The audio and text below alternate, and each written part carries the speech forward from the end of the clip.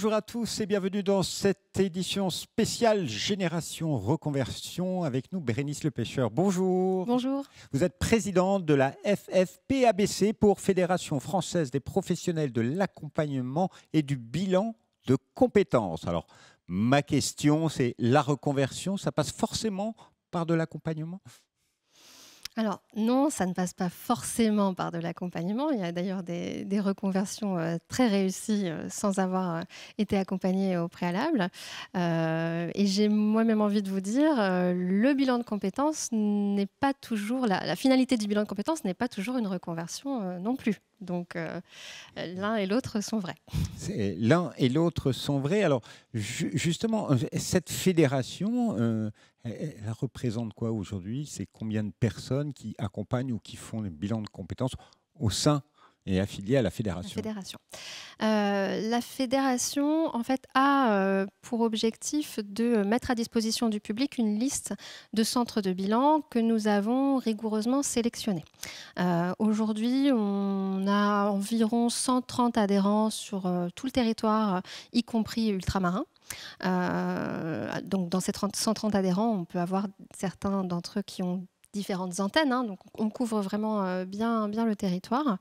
Et donc, une des missions de la FFPABC, en tout cas à destination du public, ça va être de proposer cette liste de centres que nous avons préalablement sélectionnés. Une garantie dite de qualité. Oui.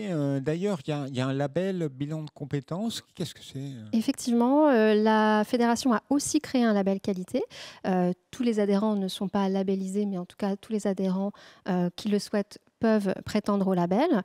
Là encore, c'est un niveau supérieur de sélection, on va dire, avec un ensemble de critères qualité en accompagnement professionnel et spécifiquement, là, le bilan de compétences sur ce label-là.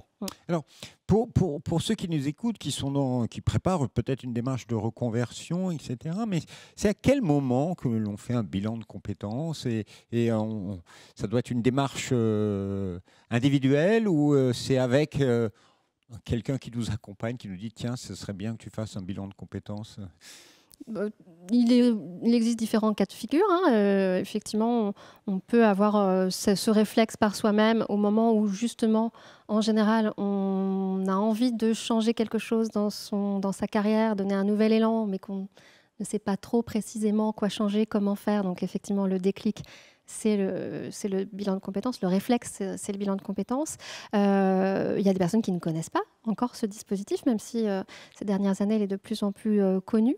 Et donc là, on peut être conseillé, pourquoi pas par son service ressources humaines si on est salarié, par son conseiller France Travail, APEC. Mais ça peut faire peur hein, pour un salarié. Quand l'entreprise l'accompagne dans un bilan de compétences, ils vont savoir quelles sont mes compétences et peut-être mes incompétences. Oui. Comment Oui. les rassurer? Il peut y avoir effectivement des a priori, des représentations. On les rassure de différentes façons. La première, c'est qu'en fait, l'entreprise n'a pas accès aux résultats du bilan de compétences. C'est un accompagnement qui est complètement confidentiel.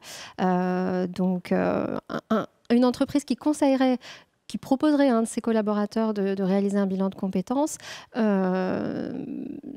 C'est aussi pour l'accompagner peut-être Ça peut être une mobilité professionnelle, une détection de potentiel aussi, un accompagnement à un mieux-être, parce qu'on peut avoir des collaborateurs qui s'ennuient un peu parfois. Donc en entreprise, ne pas avoir peur de son bilan de compétences parce que c'est quelque chose qui est totalement privé entre vous et la personne qui fait le bilan de compétences. Mais parlons sur... là, vous me rassurez, si je fais un bilan de compétences, il faut que je le fasse avec quelqu'un qui a eu le label bilan de compétences de la FFPABC. Mais sur l'accompagnement, si je veux me faire accompagner, comment trouver le bon accompagnateur sur son projet finalement? Parce que vous accompagnez sur des reconversions seulement, mais ça peut être aussi sur du la prise en main d'un nouveau service, accompagnement au management, etc. Bien sûr. En fait, alors, il y a du coup deux questions. La première, comment trouver la bonne personne, le bon organisme de bilan. Alors, on met aussi à disposition du public un guide qu'on a rédigé, comment bien choisir son organisme de bilan avec différents éléments et un certain nombre en fait, d'éléments à bien vérifier, auxquels il faut être attentif, vigilant. Bien entendu, la première chose, c'est de peut-être demander à son entourage. Les recommandations, c'est plutôt... ça nous rassure, effectivement. Et puis, les sites Internet nous disent des choses, mais bon, ça fait pas tout. Et en fait, ce qui est très important, c'est d'aller rencontrer des centres de bilan. Il existe ce qu'on appelle l'entretien préalable, qui est gratuit et sans engagement. On conseille aux individus de rencontrer 2, 3 organismes de bilan qu'ils auront préalablement C'est vraiment sélectionnés. l'intuitu personné. Oui, il y a de ça.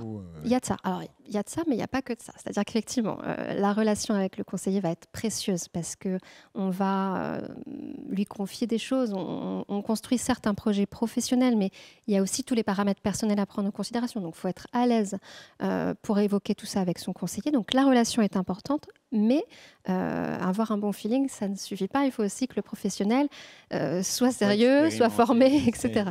Utilise des bons outils, des bonnes méthodes. Il y a eu beaucoup de polémiques sur ces questions ces dernières années.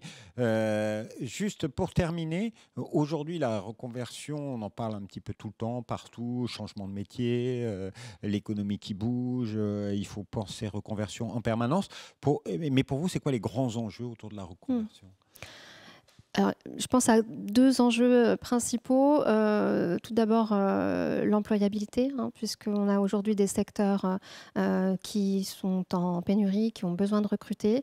Le bilan de compétences peut vraiment jouer un rôle dans le sens où parfois on peut éclairer des secteurs d'activité auxquels les personnes n'ont pas pensé, sur lesquels on peut avoir des représentations négatives aussi. Et donc, voilà, on peut les amener à avoir des secteurs d'activité auxquels ils n'auraient pas pensé. Alors, la personne va être seule décisionnaire à la fin, mais voilà. Et puis, il y a aussi le deuxième grand enjeu, pour moi, la transition écologique. Et on sait qu'à l'horizon 2030, énormément de métiers, de secteurs vont être concernés par la transition écologique. À nous aussi de sensibiliser notre public, nos bénéficiaires, comme ça qu'on les appelle, à cette dimension-là. Cette dimension qui offre de nouvelles perspectives d'emploi, de métiers, d'opportunités, de carrière et également de formation, parce que bien sûr, il faut se former tout au long de sa vie. Alors, si vous voulez en savoir plus, c'est un site internet, www.ffpabc.org. Et juste pour terminer, c'est la question piège. Quel est le conseil que vous donneriez à une personne qui s'engage dans un parcours de reconversion ?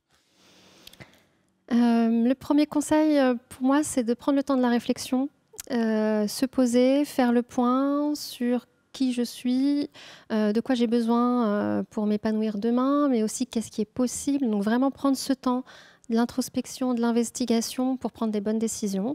Bien sûr, si tout cela peut se faire accompagner, c'est très très bien. Mais dans tous les cas, ne pas se précipiter pour éviter des erreurs de reconversion et de formation. Ne pas aller trop vite. Ouais. Merci infiniment, Bérénice. Avec plaisir, merci. Et quant à nous, on se retrouve bientôt pour une nouvelle émission Génération Reconversion.